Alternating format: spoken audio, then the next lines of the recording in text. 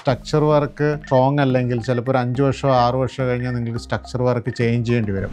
Flat roof ആയിട്ടുള്ള ഏരിയയിൽ നമ്മൾ സോളാർ പാനൽസ് ചെയ്യുമ്പോൾ നമ്മൾ എപ്പോഴും ശ്രദ്ധിക്കേണ്ടത് പാനൽസിൽ നമുക്ക് 25 വർഷം ലൈഫ് വാറണ്ടി ഉണ്ടാവും. പക്ഷെ നമ്മൾ ചെയ്യുന്ന സ്ട്രക്ചർ വർക്ക് അത്യാവശ്യം സ്ട്രോങ് അല്ലെങ്കിൽ ചിലപ്പോൾ ഒരു 5 വർഷമോ 6 വർഷമോ കഴിഞ്ഞാൽ നിങ്ങൾക്ക് സ്ട്രക്ചർ വർക്ക് ചേഞ്ച് ചെയ്യേണ്ടി വരും. ഇവിടെ തന്നെ നമുക്ക് നോക്കിയാൽ കാണാം 3 സ്ക്വയർ ട്യൂബ് വരുന്ന അല്ലെങ്കിൽ 3.1.5 ട്യൂബ് വെച്ചിട്ടാണ് നമ്മൾ ചെയ്യുന്നത്. ഇത് നമ്മളിങ്ങനെ GP പൈപ്പ് വെച്ചിട്ടാണ് നമ്മൾ ചെയ്തിരിക്കുന്നത്. അതേപോലെ തന്നെ നമ്മൾ ശ്രദ്ധിക്കേണ്ട ഒരു കാര്യം എന്ന് പറയുന്നത്, നമ്മൾ ഇതേപോലെ ഇതിൻ്റെ ബേസ് വരുന്ന ഏരിയയിൽ നമ്മളൊരു കോൺക്രീറ്റിൻ്റെ ഒരു ബ്ലോക്ക് ഉണ്ടാക്കി കഴിഞ്ഞ് കഴിഞ്ഞാൽ നമുക്ക് ഇതിലേക്ക് തുരുമ്പ് കയറാതിരിക്കാനും ഇവിടെ വെള്ളം കെട്ടിക്കിടക്കാതിരിക്കാനും കോൺക്രീറ്റിലേക്ക് വെള്ളം ഇറങ്ങാതിരിക്കാനും അത് വളരെ സഹായകരമായിരിക്കും.